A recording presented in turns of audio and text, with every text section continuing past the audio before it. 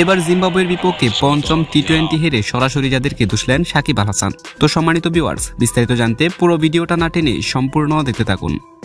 অবশেষে নিজেদের শেষ ম্যাচে জয়ের দেখা পেল জিম্বাবুয়ে। বাংলাদেশের বিপক্ষে 8 উইকেটের জয় পেয়েছে সিকান্দার রাজার দল।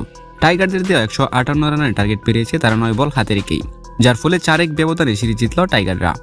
158 রানের টার্গেটে ব্যাট করতে নেমে শুরু থেকে দারুণ খেলতে থাকে জিম্বাবুয়ে। দলীয় 38 রানে সাকিব আল হাসান প্রথম ব্রেক থ্রো এনে দেন। এরপর ব্রায়ান বেনেট ও সিকান্দার রাজা মিলে দলের হাল ধরেন। দুজন মিলে করেন 75 রানের জুটি। ব্রায়ান বেনেট 49 বলে 70 এবং রাজা করেছেন 46 বলে 72 রান।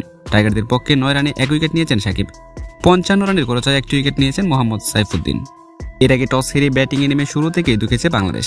দলীয় 9 রানে আউট হন তানজিদ হাসান তামিম ও সৌম্য সরকার। এরপর তাওহিদ হৃদয় করেছেন কেবলমাত্র 1টি রান। পাওয়ার প্লে শেষে তারা 3 উইকেট হারিয়ে সংগ্রহ করতে পেরেছিল 33। তবে এদিন দলের হাল ধরেন মাহমুদুল্লাহ রিয়াদ, করেছেন একাই 54 রান। শেষ দিকে জাকের আলী অনিকের 11 বলে অপরাজিত 24 রানের ইনিংসের উপর বল করে 157 রান সংগ্রহ করতে পেরেছিল টাইগাররা। তবে এই ইজি জিতা ম্যাচটা হেরে রীতিমতো যাদেরকে দুষলেন সাকিব। তিনি বলেছেন মোহাম্মদ সাইফুদ্দিন অত্যন্ত বাজে বোলিং করেছে, তার বাজে বোলিংয়ের কারণে আজকে আমরা ম্যাচটা হেরেছি। তাছাড়া দলের নির্ভরযোগ্য ব্যাটসম্যান তাওহিদ হৃদয় কিংবা তানজিদ হাসান তামিম কেউই রান করতে পারেনি, তাদের কারণেই আজকে আমাদের এই হার।